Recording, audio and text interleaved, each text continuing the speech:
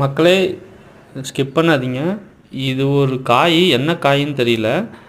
இந்த நொரப்பீர்க்கங்காய் கொடி மாதிரி ஒரு கொடியிலேருந்து இது மாதிரி ஒரு அழகான ஒரு காய், ரொம்ப ரஃப்பாக இருந்துச்சு. சரி, அதனால் பறிச்சுட்டு வந்து சரி இது எதாவது சாப்பிட்ற மாதிரி இருக்குமோ அப்படின்னு வெட்டி பார்த்தேன்.